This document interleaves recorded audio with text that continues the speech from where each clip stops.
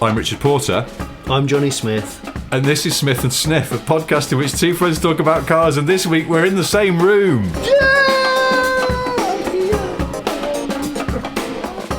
Well now, this is weird. For the first time in the short history of this podcast, we're in the same room. We are, same hotel room. Distancing, obs. Socially distanced, but we've got long cables on our microphones, not a euphemism. Well, we're going to use them. We're in a hotel room just near the world-famous Goodwood motor circuit. Glorious. No, we swore we weren't going to say glorious Goodwood because it's such a fucking cliche. Okay, what else could we say? Gauntlet riding. Gorgeous Goodwood. Oh yeah, gorgeous. Garrulous Goodwood. Gregarious Goodwood. Gout-ridden Goodwood. Gouty Goodwood. Gouty Goodwood. So much rich meat and cheese. Goodwood is walking with a limp now. I absolutely love a gout-ridden Goodwood. Ruddy of nose and gammy of foot. Goodwood's had a little bit too much pate and cheese. Here we are with the gout pre, and we go. Here we are. It's time for a standing start, whereby you're a Le Mans running to the vehicles. And as you can see, there are slightly rotund gentlemen are now waddling to the cars. They've already had their strictly timed measure of fortified wine, and now they're going to be climbing with help into their vehicles. Lap belts only on this occasion. Oh God, only lap belts, yes. There's no only lap belts, and of course, as you can see, mandatory passenger seat. There's a venison burger. Just like the Joker lap on Rallycross, they have to consume it before the end of the race in any style they fancy. Goodness. Now, well, what are we doing? What are we doing here? It's a more philosophical Rich, question. we've got some paid work. We've got some paid work as a double act, as a sort of, what did you say the other day? Poundland Anton Deck. Yes. So we've been doing some actual presenting on the Goodwood SpeedWeek live stream. By the time you listen to this, it'll all be over, but you can watch it, you can catch up with it. There's some highlights this coming week. I think they're going to put it on YouTube. And it's on YouTube. ITV, yeah. Yeah, because I've already looked back at some of the things we did today on YouTube. What, just to make sure they're not crap? Well, because it's live and there's a lot going on. There's car racing and there's all sorts of little other events, and they've got a big team of presenters led by the doyen of primetime Make It Look Easy excellence, Dermot O'Leary, lovely man. Yeah. And so if he's at one end of the spectrum of presenting slick, seamless, professional, then there's various other people who Sean Welby off the radio and other things, and Rory Reid, ex of Top Gear, and Mark Webber, who is not only tall Australian quite accomplished driver, quite good at presenting, quite good at driving. I'm kind of underselling him on both counts. He's brilliant and really funny as well, which is just irritating. It's like he's triple threat. I know. It is a bit annoying, isn't it? And then there's us filling in the gaps. And the reason I was checking back what we'd done today is because there was a bit where, and I've never done live television or broadcasting of any kind before, where sometimes if you have an earpiece, someone just says, right, go, start speaking now. And you have to start speaking.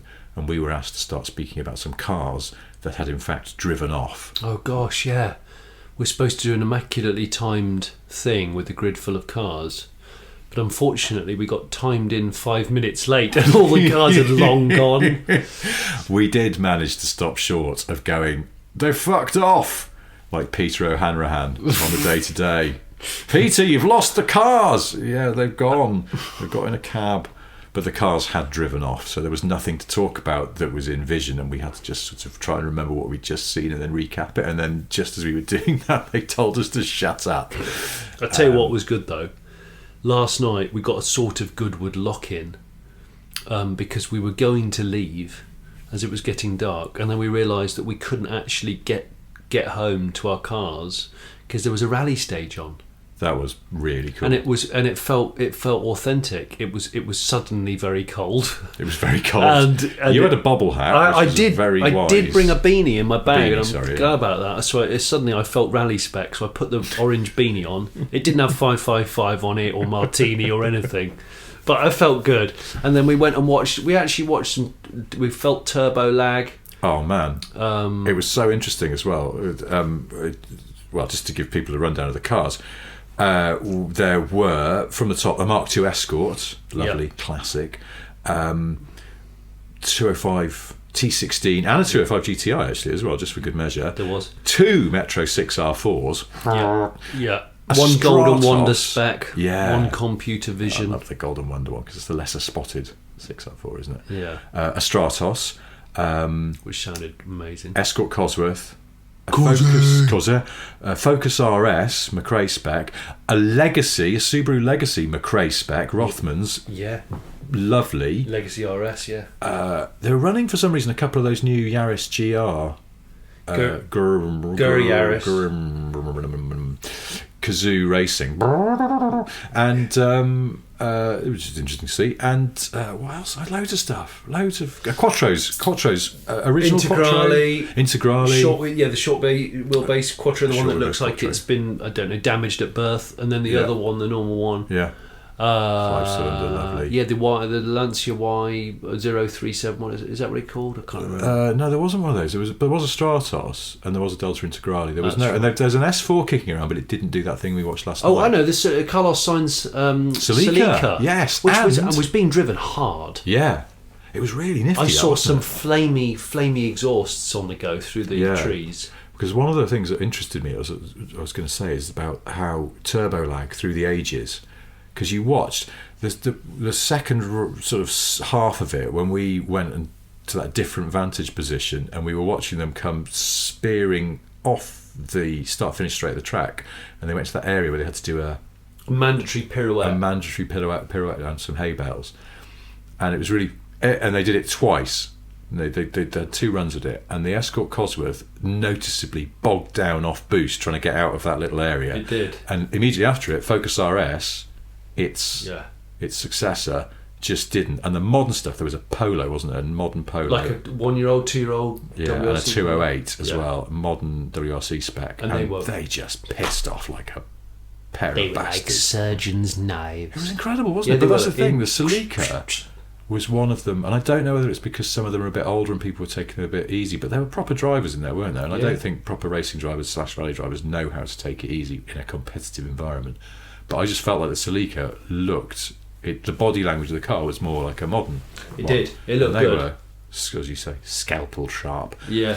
So that was a real treat last night, wasn't it? Staying late. I mean, we had to stay late because we literally couldn't leave the track, much to the chagrin of our friend Roy Reid, who really wanted to go home or back to his hotel and was told, no, you're trapped here.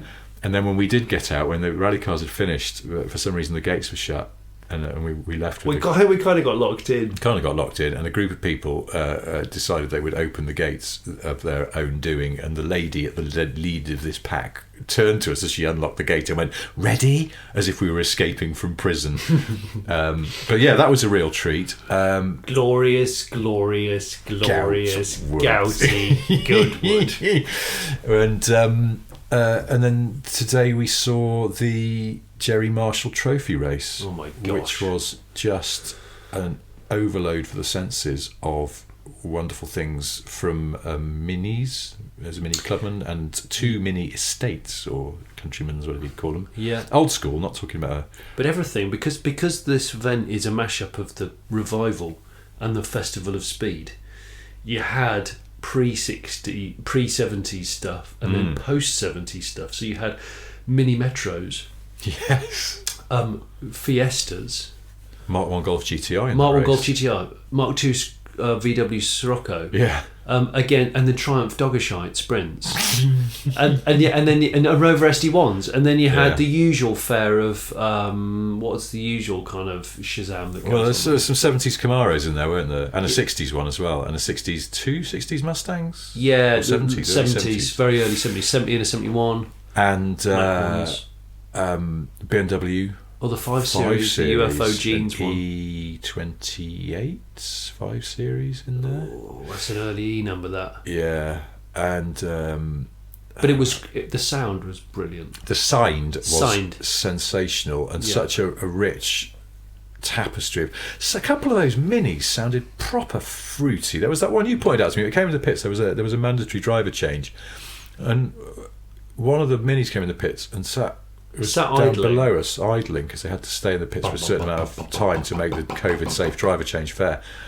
And yeah, they were wet wiping in between driver there was a lot of wet wiping, and then you saw that man who appeared to have some COVID-safe Fanta that he was accidentally spilling everywhere. I thought he was just, like aftershave, sort of doing an overzealous aftershave throw on. Like just Friday night, you're going out, you're totally going. I think he accidentally just tipped a bit of Fanta over the driver change because he was trying to. I think he was trying to help. He did what I did earlier. Is I tried to take a photograph of Nigel Mansell's Formula One, the Canon Honda thing. Michael Mansell. Yeah. Michael Mansell. He wasn't so successful. I tried to take a picture having just bought you and I a coffee, and instead of putting the coffees down like a complete blooming tool, I thought I'd take a picture whilst holding them in one hand, and I got slightly scolded and dropped my own coffee. And I think this guy tried to help with the quick change involves tightening the belts of the driver. Yeah. All the race harnesses are real faff. I think he'd already opened a bottle of Fanta, and he kind of just sort of he leapt in and he kind of tipped it. So you're about to go out, and you're the second driver, so you've got to go out hot, blazing. Yes. And you've got a lap full of Fanta, which does look like a really dehydrated piss. Yeah, oh my God, you need to drink more water, mate, and also not piss yourself in the car. Didn't someone threw Fanta over me in the It's a half-hour race. Yeah, of course it did, mate. It's not even an endurance race. You can't just wazz yourself. Oh, hang on, come on. The other highlight, I mean, I can say this now because at the time it looked like it could have actually caused a really bad incident, but one of the highlights was that a Mini clubman dumped a load of oil on the track right by, if anyone's familiar with that Goodwood circuit, just as they come back onto the start-finish straight. Before they do, there's the chicane. Oh yeah. And it ditched a load of oil right there because it just went pop just before the pits, and then everyone was having a right old slither. Oh, the Capri, the Motorcraft Capri. God, yeah. Well, leading that Camaro was in the lead at the time. I thought he'd properly lost it, and actually he held onto the lead and everything, but not before he'd applied an awful lot of opposite lock in both directions. Oh yeah, it was pretty flaily, in a competent way. And also some of the drivers as well, because you got like Tom Christensen, and who is a fairly decorated Le Mans hero, multiple winner, king of Denmark, and he was driving in it, and our friend Dickie Meaden of Evo magazine, amongst others, he was in there. Jason Plato, he was in it with Mustang Mach 1, was he? With his exposed nipple shirt on underneath. Yeah, he's very proud of it. He's a well-decorated driver, which involves nipple decoration. But yeah, per a previous podcast of our show, he with his exposed nipple, he had an exposed nipple. He phoned me up after hearing that, and he said it made his day. He said, I laughed all day about you name-checking me in my nipple T-shirt. And that's what I love about Jason. Good. Tiff's racing tomorrow. Tiff's racing tomorrow. We're going to catch up with Tiff. We saw, I guess it's just becoming all a bit lovey-dovey, like lovely friends. But we're trying to see another mutual friend of ours, Vicky Butler-Henderson. Our lights keep going out in this hotel room. It's a bit spooky, isn't it? You can't see this, but it is, and it is in a very partridge hotel room. It's really partridge. Your room is nicer than mine. We're in Johnny's room. Johnny's room is nicer than mine because Johnny's got a bed that is too big for his room. His bed is basically so big it's a big square, but it's too big for the room. My room has a normal sized double bed, but that's too small for the room, and I have a lot of floor space, which makes my room feel very bleak, particularly because someone has nicked the picture off the main feature wall, and there's just some screws left, and it adds a certain sort of bleak quality to it. I haven't looked in your bathroom. Have you got really 90s tiles? Go and have a look. Go and have a look. In fact, the chair you sat on looks like an Aztec jacket. Oh yeah, they're quite nice. Is that the same? Yeah, no, mine are worse, but it's all this hotel. I think we can say this now because by the time this podcast goes out, we'll have checked out, and then I'll remember I've left my wallet behind, and they'll go, "No, you're not having it because we've heard your podcast and you're being rude about our hotel. The fact it was built in 1992 and hasn't been redecorated since." But I'm just looking to see if there's anything cool in the drawers. it's hard to describe it, except that it's got the feeling of a badly run old people's home about the decor. No, it's all right. I know. Do you know, we've stayed in so many dives in this game. Yeah, This one's pretty good. I usually just think if the bed's all right, which it is, My bed's and lovely. the shower works and is hot enough, which it is. Yeah, it then, is, yeah. You know, basically everything else is gravy. There is no gravy though. I've looked, but there is instant coffee. And they let me have a mint tea bag from the restaurant for free last night. Yeah, they did. And the girl gave you two, which I think that's flirting. I know. Oh, so what do you think? 2 tea bags when you asked for one? What do you think? She's inviting herself back to my room? Oh yeah, I hadn't thought of it like No, that. nor had I until you said it, and I don't think that's She the was case. very good at her job. Yeah, she was actually. I was thinking you're too competent for this hotel. Yeah, that's what I was thinking. I'm not being Exactly. mean about that hotel. I'm just smarting because you've got a bigger bed than me. So I like the fact that you're at a race weekend because A, the hotel's fully booked, but B, the car park, we're the only people that have turned up without a Land Rover Discovery and an aerodynamic covered trailer. yeah, Everyone I did. else has exactly that. Yeah, it's. I mean, Or a 911 with a racing sticker somewhere on it discreetly. yes, a filthy 911 with a racing stick or a BRDC stick, something like that. Yeah. I did say to you, didn't I, when we stepped out of the hotel yesterday morning, that I felt like at some point this weekend I was going to be run over and killed by a Discovery 4 with a Brian James trailer behind it. Oh, yeah. Because the roads are thick with them. Yeah. And it's good. And then, I mean, it's what's more interesting is what the Discovery 4s with the trailers have brought to Goodwood this weekend, because we've been wandering around the paddock. It's been flipping It's marvellous. unbelievable. I've had the camera out the whole time. That's a good point, actually. I was going to say, because I don't know where to begin, but like, you know, if you're a fan of all of the Jaguars that competed in Le Mans in the late 80s, the Silk XJR 8s and 9s and so on. Yeah, well, covered they're up. all here. They're all here. The gang's all here. It's nuts. I've never seen so many in a line. Was there 4 or 5 in a line? There were 5. Because then 5 there was in a line. 6. There was an XJR 6 that I think that just popped out from somewhere that's not in the silk cut colours. There's a racing XJS as well, which always looks mega, and Porsches at the yin yang. Yeah. They've 917. 917 and 917 just casually Just idling. flat 12s. Just, Blimmin' mad thing. Looks like blipping it's made away. of balsa wood. I think some of it is. Yeah, I think some of it They're always is. smaller than you think in real life, aren't they? Well, Yeah. I don't know. All those endurance cars, because there's a 919 here as well, isn't there? Yeah. And that's smaller than you think. Yeah. That's right. There's some fairly modern Le Mans cars. A 956. They've got that. They brought that 993 GT2R. Is it Is it, or a cup? a cup thing? But it's super super rare thing with riveted on arches. Looks sweet. Looks sweet. Broken when we were looking at it. Had a bit of a fueling problem, but they were on it. They got some people come over from. It's from the Porsche Museum in Germany. It's just been restored. Looks mega. And then just. I think it was 914 I saw, and I saw Jackie Stewart's back today. did you? Yeah, I took a picture of it. 3-time world championship winning back of Jackie Stewart. Well, I knew it was him because although it was quite loud, because all the sort of historic Formula 1 cars had been struck up and they were idling. I think he was being interviewed at the front of it, because I saw there's like he was either wearing a tartan cap, of course, or a part of his race suit was tartan again, of course. Well, of course. I saw him on the coverage being interviewed by Mark Webbo. Yeah. Webber. And he was wearing his trademark tartan cap, but he had a matching tartan face mask. Oh, did he? Very COVID. I realised I was spec. such a thick twat. You know, I delayed our leaving the hotel this morning because I suddenly thought I'd better just do a little shave to trim my beard into shape, and forgot I'd be wearing a face mask all day and no one can see. You. Because I suddenly went, Vuvuzela. I just need to trim around the edges of my beard because I'm going to be on telly, sort of. And then I forgot I'm not. That bit of me isn't going to be anywhere near the telly because it's under a mask. They did let us take our masks off for the end of the day, didn't they? Because we were all distanced around the fire. Yeah, Jackie Stewart was... Who else did I He's see? so tartan, right? I never finished what I was going to say. Yeah, sorry. So tartan. I'm convinced. And he's quite sort of quietly spoken, very level-headed individual, it seems. Yeah. I have a hunch that he has a full body tattoo from the neck down Of himself? of his own family tartan.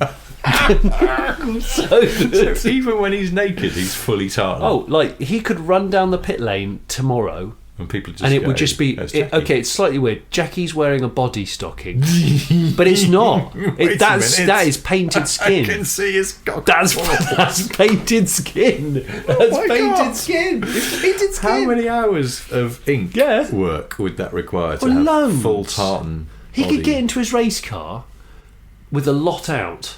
Yeah. But because he's all linked in tartan, And they'd go, and he's Nomex, eh? Yeah, there's stitching. Let's wait, because I can see your pubes. So how can it be? No, he's gone. Stop it. But he wouldn't, because he's all about safety, isn't he? He's very safe, so I don't think he would do that. Okay, who isn't safe? Who would do that? Who would do that? Tiff. Oh, Tiff, yeah. not safe. No, he's not. He's... Oh, Tiff will be fine. If they said to Tiff, right, you're going to do this historic race, you've got the choice. You can wear your helmet, or you can not wear your helmet. And instead, you can take coffee with you. You just be like, oh, well, there's no comparison. I'm totally taking coffee with me. Yeah, and I'll put it on pole. Oh man, and he would as well, without spilling the coffee. Hey, what? We've got to tell people about Karun Chandhok. Sorry, this is really name droppy, but we both have worked with Karun, who's a lovely man, and he's staying in this hotel. And we've got to tell people about the mystery of Karun's breakfast. The PB breakfast. Because it's been haunting me all day. Right, we came down for breakfast this morning, masks on, of course. And in the breakfast hall were a couple of people from the event that I didn't know.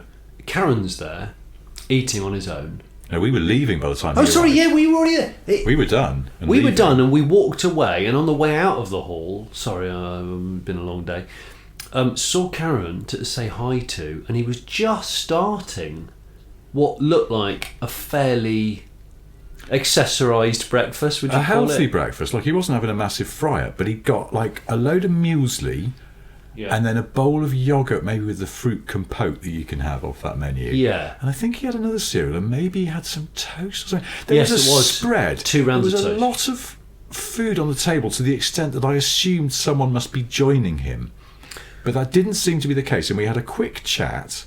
You had a quick chat, and we were while he was stirring yoghurt into his muesli. Yeah, like it was like, I was thinking, that is a thick paste he is making there, a big bowl of thick muesli-based paste. And I was thinking, ooh, that's going to take him a while. You can't rush that. No, you'd and choke. Then we left, and all I did is went to my room, got my coat and my rucksack, and walked out and met you at the car, and we went. Well, what's surprising is I did delay us. Like, you went straight out to the car, I went to the room to brush my teeth, and then I quickly had a shave of the top of my beard to trim it into shape. So, because I thought I was going to be on telly with a beard, not under a mask. That took, 4 minutes top. And the weird thing is, you were outside. You would have seen Karun. Oh yeah, and I didn't. And it's odd, but because it's one in, one out car. It's the same way in and out car park. Yeah, he couldn't have snuck by. No, he couldn't. So how did he do it? Because we got to the track and we pulled up in the car park. Yeah. And he was already there. We pulled up next to him. We were directed to pull up next to him. He was getting his bag out of the car with his helmet and everything because he was racing. And we were like, we've just walked away from you with a lot of food on the table, and you've beaten us here. Yeah. How have you done? And I did want to check the passenger seat of his car for lots of crockery. Because he is a racing driver. So seconds count. So you think, now that is something a racing driver might do. They go, screw it, I'm taking this breakfast with me. This is just mad. But there didn't seem to be any evidence of that. So how did he eat all of that food? And I don't think he would have left the food, because why would he have asked for it? And he was joyfully mixing the yogurt into his muesli. He was fully intending to eat that. He was. So how did he do it? There's a tactic that we're not familiar with, Rich. It's a racing driver thing, isn't it? Yeah, I feel like it probably is. I mean, I did we told this to somebody else earlier on, and they suggested that perhaps he can fully dislocate his jaw like a snake. Like just a snake pour eating an egg. huge quantities of food in at once, but there's no evidence to support that at all. The racing driver and TV pundit Karun Chandhok can in fact ingest It was brilliant. I things loved that it. are bigger than his own body. And we love you, Karun. We do. He's a top man. He's a lovely, lovely man. He's a good But lad. we are puzzled about his speed breakfast. What else? about the manual fuel pump situation we saw this morning? On that was a Fiat, wasn't it? Yeah, But pre-war. Pre-war Fiat. Big old, like the big tall monoposto, whatever you call them, type jobs. Yeah, And he had yeah. I didn't even know what that was because it's on the outside. You know, those cars where half the controls are on the outside. Yeah. And There was no room inside. I suppose not. Imagine that now. What? just change the stereo. Yes, hang on. I'll wind the window down and reach out. Yeah. Well, now imagine if you bought a Cayenne GTS and it just happens to have a quick shift underneath the wing mirror. Like, so you got to drive it with one arm out on the door. Yeah. Where there's paddles. Oh shit. Yeah, he's getting emails. This is so professional. It is. You know what it is? It is professional because it's our update for tomorrow. But that's what we're doing. Which you said you've got to be at the track at 6. No, I think we've got a bit of a lie-in. Please give Karun enough. Yeah. Notice. Well, that's the thing. We do want to be at breakfast when Karun's there because we want to see what he's up to. I do want to see. I think he'll distract us. He'll go, "Oh, look over there, guys," and then you turn around and he's gone, and so is all the food on the plate. I think with the pandemic situation we're in, there's a lot of one-way systems in place and lots of stickers on the floor and things. Going into the toilet, the gents' toilet, you've got certain urinals that are just blanked off because you're not allowed too close to other people and stuff. I feel like you could do some sort of racy event. Like a pit stop where they time the pit stops. Yeah. You imagine if you just, racing drivers were at a loose end, maybe there was a massive oil down on the track, you got to entertain the crowds. And when I say entertain the crowds, I'm not sure how entertaining it would be. You run into the jets. So that's okay. Everyone drinks 1.5 litres of water straight away. You, one at a time, run into the gents. Clock starts as soon as you're over the threshold. Straight to the urinal. You wee as quickly as possible. You have to finish. Then you have to wash your hands properly. Dry your hands properly. They get checked for dryness. Yeah. And then as soon as you're at the threshold of the other end of the door, the one-way system, the clock stops. Bang. Okay. Yeah. Yeah. I mean, you just know that racing drivers would be up for it because they would. If you just said, "Listen, this is the way it's going to go," anything, you fill your bag, as it were. But didn't you tell me that Tiff is like the power piss king of the whole UK because he can just go in and again, maybe he can dislocate the end of his penis so enormous amounts of liquid leave. He's like the inverse Karun Chandhok. Tiff doesn't drink water. That's why he takes the Michael out of me. What, 'cause you always water? need the toilet because you drink far too much water. It's like, no, Tiff, it's because I'm trying to stay healthy. That's what it is. Yes, because he's of a certain he's of that generation where you just go, during the average day, would you like some water? No, actually, do you know what? I'll have a handful of sand, please. Exactly. Exactly. No other liquids will pass my lips except strong coffee. It's strong coffee, and maybe 1 spoon of silica gel just to stir it in. just to make sure that bad boy's not coming out Just again to in liquid congeal form. it, and I'm going to do an endurance race, and then afterwards, when I relieve myself, it's going to look like a sachet of Manuka honey. Yeah. Oh my god! Anyway, on to the next subject. I was going to do another name drop, but it's not a name drop because it's not someone we know, but it's someone we saw. Who I don't know, they must be taking part in something here because you have to be involved in some way in a sort of staff capacity, don't you? There's no crowd, but we saw Howard Donald out of Take That. He was taking part. What was he doing though? Well, I don't know. Howard's got some tasty cars. Okay, so maybe one of his cars was. I know that Chris Harris of Top Gear has raced his 356 at the Revival before. He's got a historic 356, quite a tasty one. Also, he, I presume Howard, mates with Dario Franchitti. Oh, is he? Yeah, well, they did a TV show together. They did Mission Ignition together. Oh, of course they did. And and Dario's here Dario is here because he's racing. So maybe he's a nice bloke. He's a nice bloke, isn't he? He's another top annoying, handsome, talented racing driver, Dario Funny. Franchitti, and then he turns out he's funny and nice Chilled as out. well. Yeah. I mean, I'm just going to go and slam my dick in a door now. Just give We'll up. just wait till we finish this, and then, or we'll do it at the end as a sort of finale. Was it of the me? show, and now, Yeah, and also it's actually a very tight-fitting door from what I can do, because I think it's fire resistant, so there's no giving. The door on my room is tight fitting, but one of the windows goes dunk when lorries drive past. I've noticed on the road, which is not immediately outside, but it's weird. Was it it's a little you? bit of air pressure thing. Was it you who said? Was it this morning? You said, "Cool." Did you hear someone like seemingly testing a blow-off valve or something outside? Someone pulled into the car park in a fruity car. Well, no. The first night we were here, I went to bed. It was not super late. I went to bed about 10:30 or something, and then Super. That's early. Well, that's what I mean. Not super late. It was like we had work to do the next day, so I went to bed about 10:30. Got some sleep. I tried to, but I was just getting off to sleep, and then because there's a main road goes past here that then becomes a dual carriageway, and first of all I heard something that was very V80 thunder across the roundabout outside, and I was like, no. And then a few minutes later, something that was, I would guess, 4-cylindery but quite hot cammy and High tune. I go sort of like not that fast change actually, not like a bike, Yeah. but kind of quick gear shift. And you think it's someone doing a last-minute R&D? I was like, these are the people doing shakedown on the dual carriageway, because it felt like, because a lot of those cars are road legal, aren't they? Yeah, So, they are.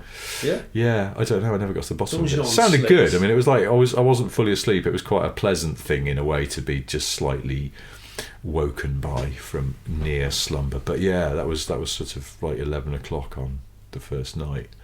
I was going to say about Howard Donald. What I enjoyed about him was that he appeared to be dressed as the caretaker from a school play. So he's wearing like a brown store coat, but it's like no real caretaker dresses like that. He was dressed as a comedy caretaker. I don't know Well, why. like a sort of Mary Poppins spec. Yeah, and he's got. I mean, he just needed a broom and to be sort of doing a load of broom work, but like it's too intricate. No one really brooms like that. It's just like, you got to tone it down a bit, mate, if you want to be realistic.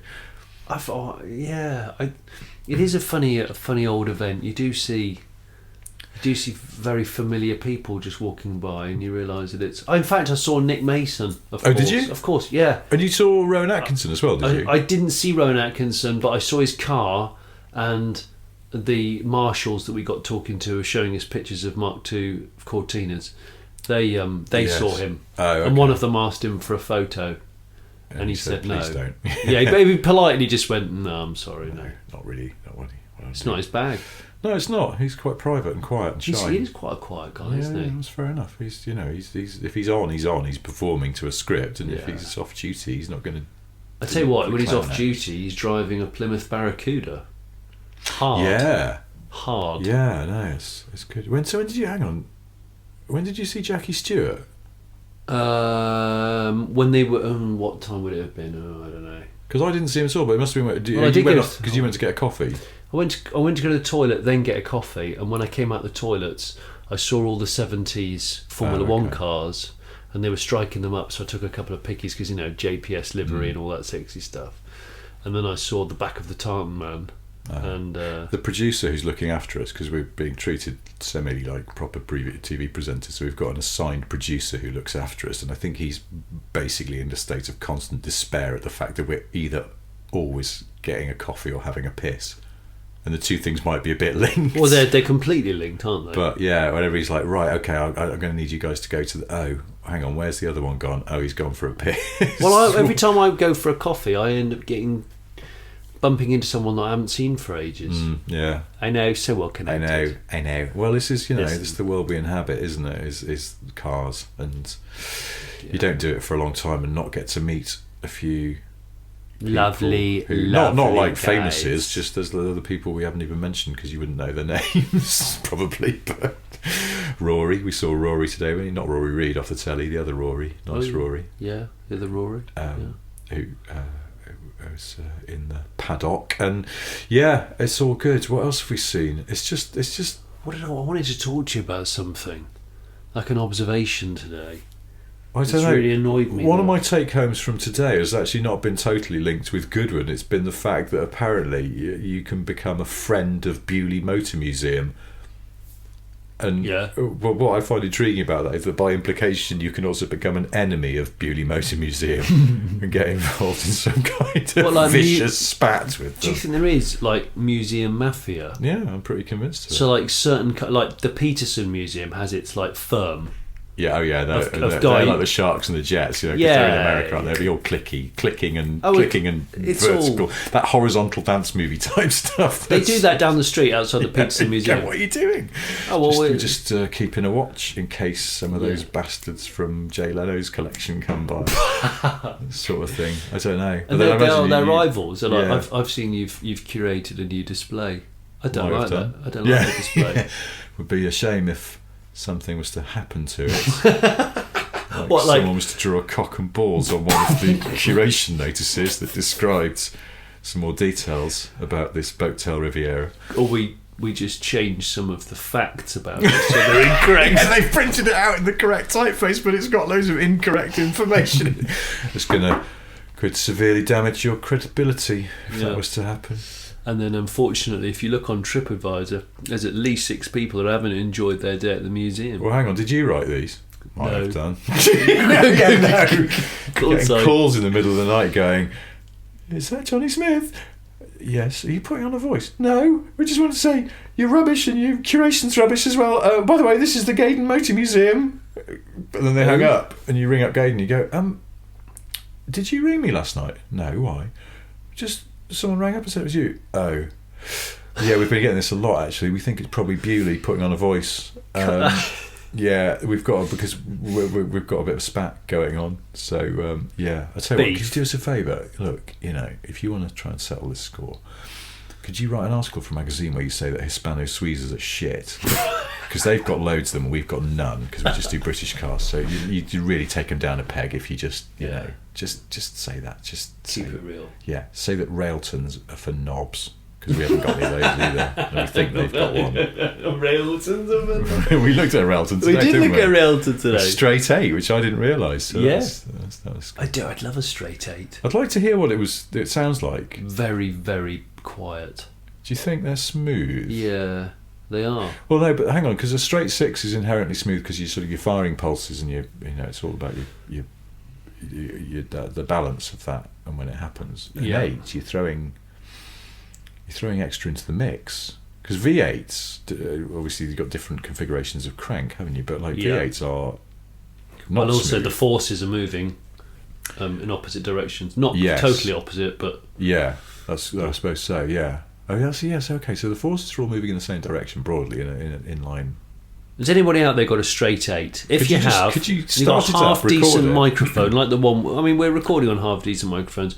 Something like this. Could you just record it? I'd take a phone recording at this stage. You know, just get a sense. Phone in fact, recordings I've just realised we could look up on YouTube. I bet there's something on there of straight 8 startup. You won't believe what my Railton sounds like. I've just bought a Railton, guys. Have you though? No, I don't think influencers buy. I'd love it if the influencers were to buy veteran cars. Just keep buying vintage. Hi guys, I've bought my 1908 whatever it is. Should I have my Napier wrapped? What? Yeah, you should. There's not much bodywork to it, if I'm honest. So you knock yourself out. Mate. Yes, I was thinking of changing the tiller steer system. I'm thinking of having. I'm having the wire wheels on my Fraser Nash chromed. Oh, actually, they are chromed. What about I'm having wooden spoked ones. I'm thinking of upgrading to metal spokes. What do you think? I mean, it'd be brilliant. Imagine London to Brighton is turned into the Gumball 3000. Man. What about? I just realised. So you've got loads of girls dancing, strobe lights at the start, a little bit of gangster rap. Well, no, but what if they've Jay-Z's there? They've all gone like sort of like steampunk, but kind of they've all gone like Edwardian cosplay. So they're all, instead of wearing, like, what do influencers wear? They all seem to wear, like, tracky bottoms and things, don't they? Yeah, but there'll be a mashup, or like they dress quite sharp. Sort of Industrial Revolution clothing. Yeah, they're all wearing those big floppy, like, Peaky Blinders hats. And in fact, if they're going to go really authentic, they're no longer talking into their phone. They've got a man with a camera and one of those powder flashes that takes ages or like a courtroom artist who just follows around and does like a series of sketches of what they're doing, and then they put it together like a flip book. I'd absolutely love it if supercar influencers, there was some sort of governmental ban. It was like, for the next year you're not allowed to video any modern supercars. Only by pre-1908. Okay, so, and you've got to learn.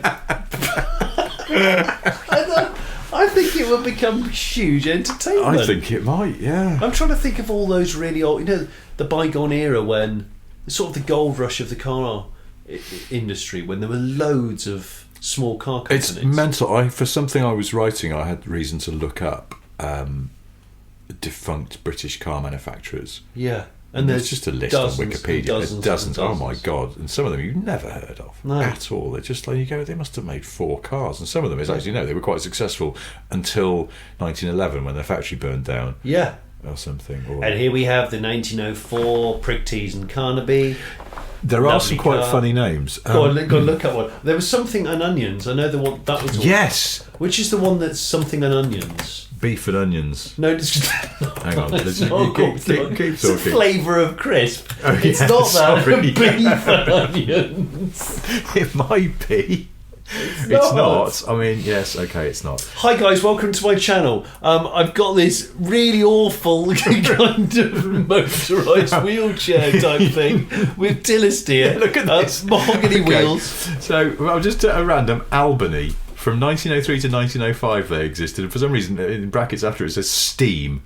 Hi guys, so thinking of having it converted to run on coal instead of wood. What do you think?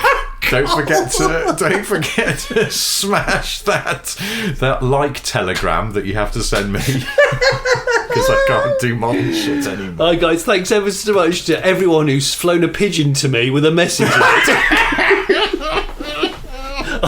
They all landed at the house. And I've got lots of really well trained pigeons. I'll send them back as soon as I can. We just had a telegram come through. Let's see what it says. Like, stop. Oh well, that's good. I found your onions, people. Minced and onions.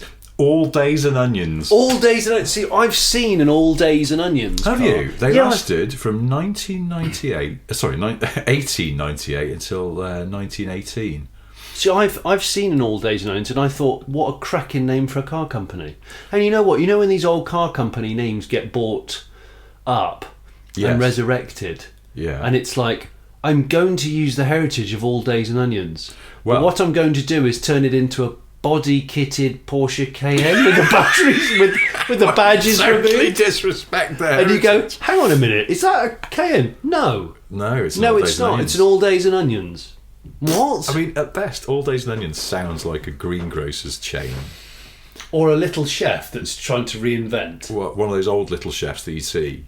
You can spot them a mile off, can't you? An old little chef that's been repurposed, and the lucky ones get to be like a Starbucks or something, so it feels like they've still got a thriving business inside, because people like coffee. But some of them are a bit sad. They've become an independent cafe and they look a bit struggly. I know, it is a bit sad, isn't it? Yeah.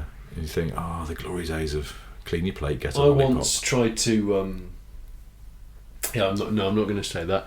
We'll move on to the next one. Okay, good. Well, we'll just let people imagine what you were going to say. Yes. I was just going to tell you that Alldays and Onions has a fantastic and proper deep heritage. The name comes from the merging of two engineering businesses, Onions, which was formed by John Onions in 1650. What, an engineering company in 1650? What were they engineering in 1650? Horses or something? I suppose there was a bit of engineering. When was the Industrial Revolution?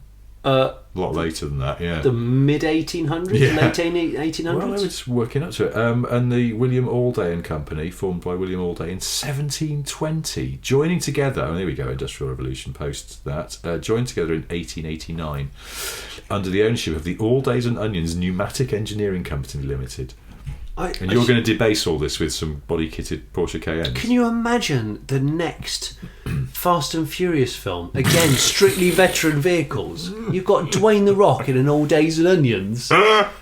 You got Vin Diesel's in some sort of steam powered. Go on, then name another really strange name. What's Vin Diesel driving? Okay, let's find something that's from. Vin Diesel pulls up at the lights, obviously using nothing but a block of wood that's just trapping onto the wheel because there aren't proper brakes available. It's just He tries to do a handbrake turn, the wood blocks catch fire. so silly. There's loads of them. Arnold. God, just pick one. Arnold. A company called Arnold. They only existed from 1896 to 1898. Which I was going to say before, when you were saying about the outside fuel pump of that old Fiat, which was a sort of Manual fuel. It looks like an umbrella that you just and you keep it. it all like a sort of telescopic handbrake, or the height adjuster on some car seats where you can pull out a little telescopic thing and. Oh yeah. I can't remember which cars used to have that. Mercedes. Did they? Okay. The orthopaedic seat. No, just a height adjuster. But to get the leverage, they let you extend a lever. I can't remember. There's a car that definitely had that, but it was obviously not a height adjustable seat on that Fiat because he was fuck-arsing around with it for ages because they were trying to get it going when they were trying to bump start it basically. Oh, he's pumping fuel in. And he kept reaching out and pumping it, and it did look like a telescope. Didn't look like a telescope, yeah.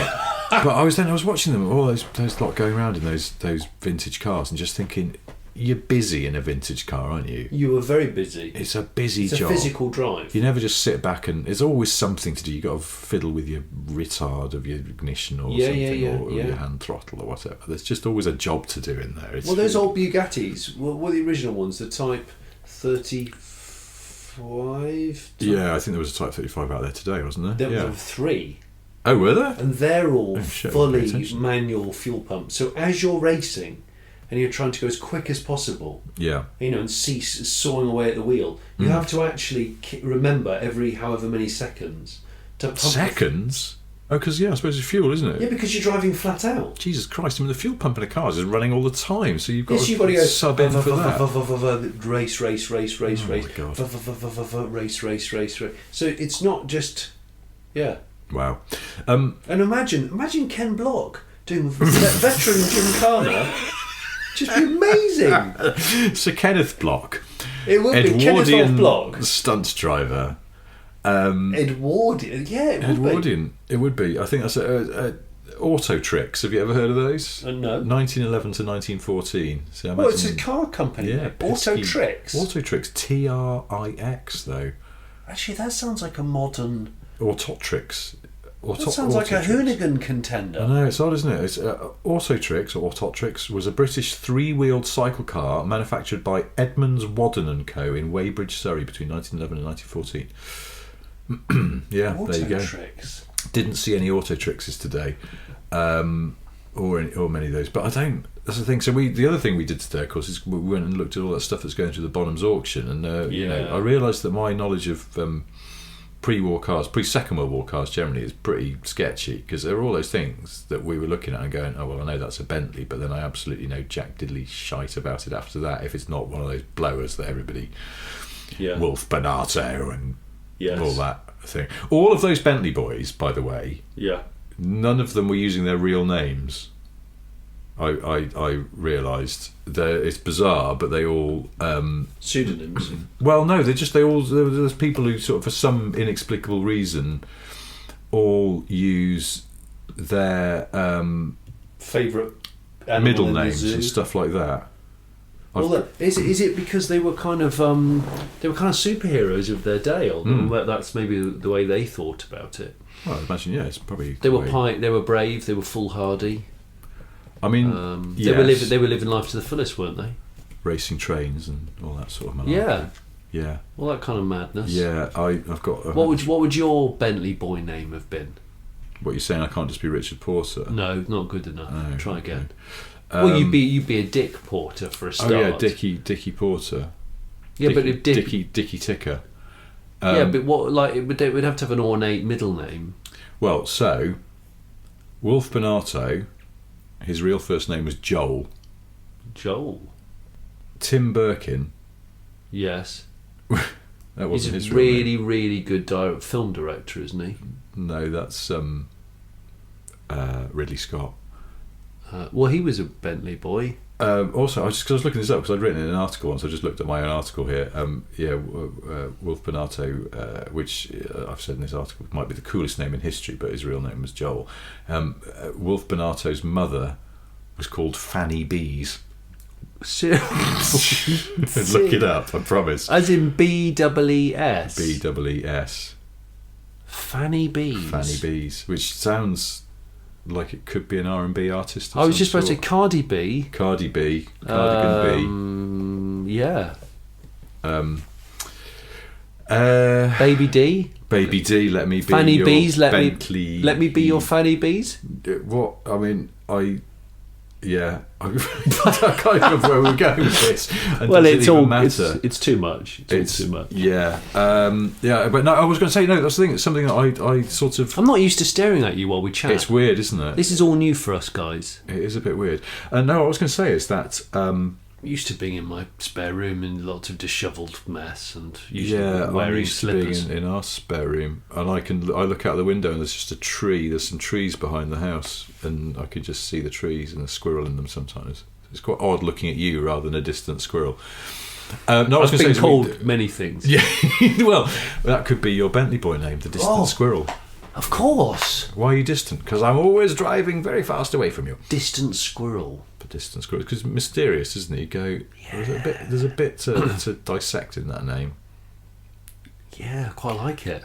Okay, we'll write that down. Good. No, all I was going to say is that with that Lagonda we were looking at the Bonham's auction, the V12 one from 1939. Yeah. And I didn't realise that those Lagondas were designed by W.O. Bentley because he'd left his own company in a fit of pique because they'd been bought by Rolls-Royce and he didn't like what was happening after that. No. So he buggered off and he went and joined Lagonda to spite them, and he designed this beautiful V12 for racing and the road. And then the Second World War happened and kind of... He's a hell of an engineer. Yeah, it was a lovely car, that Lagonda. It was one of the nice ones in that sort of pre-war thing. But yeah, I don't really know much about pre-war cars. As I get a little older, I think I get more impressed, and I probably devote a bit more time to pre-war engineering. It's probably quite good, isn't it? Yeah, some of it. Only because my brother that's his bag. Because that's his. And he will always go, "Listen, Johnny, don't muck around with in his words, 60s toss. Just go, this. It's just no point when you look at how a 30s car's made. Is it because it's all metal and brass and stuff, and it's just everything you can dismantle properly. Yeah, because they hadn't worked out how to cut corners and save money at that point. No, there's no built-in obsolescence. Legit, yeah. I mean, I can see the appeal, definitely. Yeah, but I suppose it's not enough to drive around in one. But listen, I was staggered that you could get that very grand old Rolls Royce from the 20s for 50 grand or something in that auction, which I know is still a lot of money, but it's a 100-year-old Rolls Royce. 100-year-old car, and it's a Rolls Royce, and it is very beautiful. I gather the engineering is exquisite in those things, and genuinely is sort of the best in the world and all that. But I couldn't imagine having one. I mean, you definitely couldn't park it on the street. Just book it straight in with Singer. To do what with, though? Like, make it look even older than it is? Because that's what they do. They take 90s cars and make them look like they're sort of 20, 25 years older. So summarise it. I'd have Bluetooth hidden somewhere. I'd have launch control. Launch control. I'd have LEDs put into the old lanterns. Could you have front. have sat-nav, but like a really sort of steampunk sat-nav where there's like some kind of parchment that you wind to see the map? I'd love that. And a voice coming out of on a gramophone horn. Yeah. Kindly turn right, if it wouldn't be too much trouble. Would you mind awfully going straight ahead at the roundabout? Roundabout. I think steampunk resto mod could be a thing. There you go, and then you get the influencers on board, like you were saying.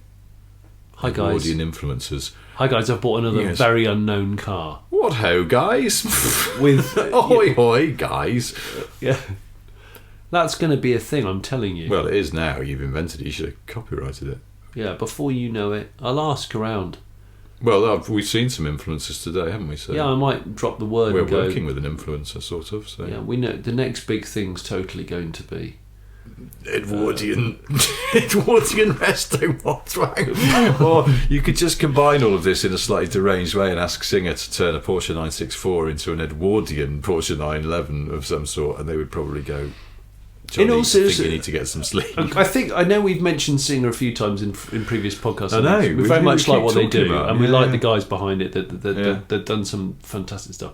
But I do honestly think that if we're not careful here, guys, the 964 is going to be the rarest air-cooled 911. It's true, yeah. Because They get arrested you're on it. constantly Yeah. butchering them. But, Yeah. butchering them well, don't get me wrong. But when was the last time you saw just a vanilla 964? Well, also, it slightly winds me up that most 964s, I would say, that you see for sale, it's a majority of them that are early ones, which I think look mega on those they're called Design 90 wheels, and with the flat door mirrors. Yeah. At some point in their lives, everybody's gone, oh, they look nicer with the later wheels on them and the aero-shaped door mirrors, and they've switched them out. And actually now they don't. They just look like they've been messed with. And I like an early 964, absolutely. And also amber indicators, because people put clear indicators on against. No need. It was fashionable at the time, but just stop it now. Put them back. And I love a 964. But there was that one in the auction today, which it's supposed to look like a 70s one, and it's not as good as a Singer. It's just not. And it's actually a 964, and you're right. Yeah, they're just butchering 964s, which never sold that well because they arrived around the time of the financial. If anyone's crisis. listening, look. Is anyone left listening? I've never. There won't be anyone. If anyone that has a 964 and they just want it to go to a good home, money's not really the priority. No, here. just I've never owned a 911. I feel like the boat has sailed. You could have a 996. Sorry, I don't want a 996. Although I do. They're all right. Look, don't get me wrong. They're all right, and they are going to become collectible because they're the first of their breed. And people keep forgetting. People keep turning them down on the basis they're not air cooled. What I keep saying is the first of everything is always going to be desirable eventually. And they're the first of the water. I always feel like with 911s though, it's the last of, isn't it? Oh, it was the last one to be air cooled. Oh, it was the last one to have hydraulic steering. Oh, it was the last one to have a fucking dog in it. No, that doesn't make any sense. I need to get to bed soon. Yeah, no, it's a good point. No, they will. I'm sure they will. Everything comes into its own. Because once upon a time, you barely give 964s away. Everyone thought they would plop and like old hat. Yeah. Well, I want one. Well, I would like one, please. And if not, what I'll do is we are going to make a ghetto Boxster. Oh yeah. I want to get one that's been mechanically maintained to the nth degree, but someone's sort of slowly driven up the side of a hotel with it or something. You know, like they've misjudged a parking space and they've just scrunched one whole side. You think that somebody who is absolutely scrupulous about mechanical maintenance, lent it to a valet parking, somehow is an absolute Mr. Magoo when it comes to manoeuvring. Yes, and is unconcerned about panel damage, or sort of left the handbrake off it, and it slowly rolled down out of the golf course. You know, kind of like smeared down the side of a very mature oak tree. Yeah, something like that. Yeah. So one side is rippled and scrunchy, and as a result, the insurance company's gone, well, that was a sort of $6 or $7 grand car. Now I'm afraid it's £800. No one cares. Yeah, it'll happen. But it's not so jagged that you can't drive it anymore. No, it's not gone like a parallelogram where you just don't want to drive properly, whatever you do. No. I don't know. I was thinking about selling my 911 because it feels like we don't go that many places. I don't go that many places at the moment because of COVID and things, and I was just like, it's silly. I got it going again. You know, the battery was flat for months, and I've got a new battery in it, and it's fine. And came down here in it, and it's lovely. But it feels like it's a silly thing to have, and we don't really need it. And I happened to mention this to my wife, and she went, "But I love that car with a little wobbly bottom." Did she really? Yeah. Oh my gosh, she's a keeper. And that's weird because it's like, you know, I could get rid of my Defender and she wouldn't give a flying toss, but it's because she drives the Porsche and she really loves it, and yeah. Oh, you see. So now I can't, which I kind of feel is, I don't know. Well, it's not. Okay, do you prefer it to your Defender? Well, they're different, aren't they? But but if I said to you, you've got to sell one of them, the ones are at the door. Porsche. We would. Because I could get another one. That's the one thing about the 911 is sort of odd, isn't it? They're not rare cars. They are out there. It's purely Yeah. Do you have the amount of money that is being asked for the given one that you want to buy? Yeah, yes, yeah, then you can buy it, and if not, there'll be a similar one along. Unless you go for something super rare, and they're very You could expensive. sell it tonight, and then go into the Bonhams auction tomorrow. Yeah, buy what? Everything was like 200 grand. No. You could buy that Mark 1 Fiesta track day car. That was still like 30 to 40 grand. Yeah, it was 30. If I went home and went, now, I've got some bad news. I have sold the Porsche. But don't worry, I've bought a Mark 1 Fiesta saloon car racing replica. That isn't road registered. And I know you love driving the Porsche when you went places, so now you're going to be doing that, but in what to you will look like a tiny car from the 70s with one seat in it. No other interior. What, with loads of advertisements on the side? It's got Defunct adverts for things that don't exist anymore all down the side. And we all go, ooh, It's probably got Alldays and Onions written down. Oh, of course it as has. well. Do you know, I can't. Every time I think of Bonham's auction house, I think like John Bonham, the drummer from Led Zeppelin. And then I think, I'd love it if Robert Plant was to be like, do you know what? Fuck you. I'm doing going to this. start auctioning stuff. Have you heard I've what's opened going up on? a place down the road. So Plant's in on it. Bonham's got in on the auction game. Cheeky twat. I'm going to do it as well. Plant's auctions. Yeah, and then, of course, the Jimmy Page. Yes. Well, Page is like, I've had enough. Yeah, but I think he's gone in for more being like an eBay power seller of bracelets and things for some reason. Oh yeah, wind chimes. Yeah. So Page. Yeah. Page is doing it. He's doing the auction thing. Yeah. Which just leaves John Paul Jones. Yeah, who's not interested because he's got a minicab business. John Paul Jones isn't interested. He says, "Look, if I've got a bit too much clutter, just do a car boot. Just keep it nice and simple. Constantly down the car boot Keep with a it pile nice. of gold discs." And you're like, hang on a minute, where have you got all this Led Zeppelin stuff from? This is quite valuable gear. Well, because I'm in Led. Oh, don't worry about it. I'll tell you later. I'll tell you another day, mate. It's I'll tell you fine. another day. Yeah. Yeah, it's a good business idea. So Bonhams, watch out. That's the moral to this story. Yeah, because the rest of Led Zepp are going to come honestly, and get you, try and Plant, steal your lunch. Robert Plant Auctions is going to undercut you. Yeah, I don't think that being dead will get you out of this bizarre fantasy situation that we've somehow walked into.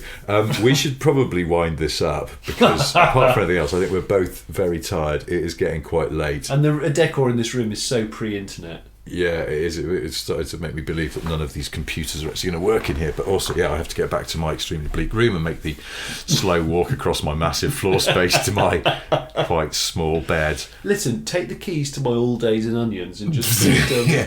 If we were going to do merch for this podcast, rather than have Smith and Sniff stickers, I think we just have little Alldays and Onions stickers. And if you see one on a car, you kind of just know.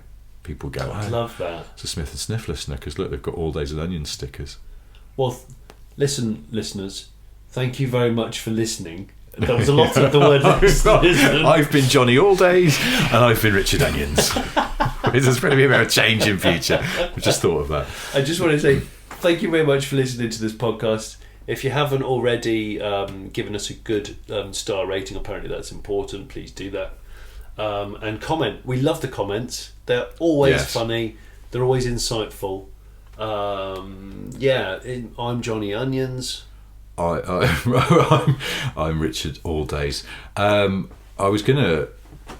We do love the comments, and I was going to say we do actually have an email address, but I'm just in two minds about whether to give it out. Do we? Yeah. Okay. You see, even you didn't know that. Yeah, we've got an email address. Sugar, do we? Yeah, people can probably work it out. Okay. It's alldays.and.onions. No, it's not. No, it's not. It's Smith and Sniff, all written out in letters at gmail.com. So if you're so minded to send us an email, something you'd like us to talk about on the show, then please do trouble my junk box with it, and I'll trouble my junk. That's sort of like is this some sort of like R&B record? Trouble my junk. That's the name of my second album. under my pseudonym of Fanny Bees. Well, Fanny B featured on the record. Yeah. Anyway, I'm not going to repeat it. You'll have to rewind if you want to get that email address again, because I'm a bit worried about us getting inundated with smithandsniff@gmail.com. And on a serious note, if you think we should make some merchandise, even if it's just very discreet car stickers, then let us know, because we have thought about it on the run up to Christmas. Yeah, I suppose. I suppose it's weird doing this live because you're here in the room with me. Normally I'm doing it down the end of a line, so it feels somehow like I don't have to look you in the eye whilst I promote your stuff and my stuff. But here we go anyway. I have 3 things to tell you. 1, Jonny has a solo YouTube channel. Please stop doing that. It's revolting. Jonny has a solo YouTube channel. I'm not going to tell you the name because he's trying to put me off. It's you'll have to find it. It's called the Alldays and Onions car testing parchment. 2, I still have a book out. I won't say the name of that because you're bored of hearing it, but I am also still trying to finish the sequel, which will be out quite soon. And the third thing I have to tell you is that we're both very tired and slightly giddy, and I apologise in advance that I haven't prepared a piece of trivia to tack on the end of the show this week because we've been busy. I know what it is. Go on. True or false? There was a car company True or false? called Alldays and Onions. True or false? Jackie Stewart wears a tartan body stocking, or is it a full body tattoo? Answers on a postcard, please don't send them to the email address. But that's it for this unusual edition of Smith and Sniff, in which we were actually in the same room. We'll be back to normal service next time, I guess, but in the meantime, thank you ever so much for listening, and we will see you very soon. Good night. Good night, thank you. This is just tired laughing. I'm shutting it off.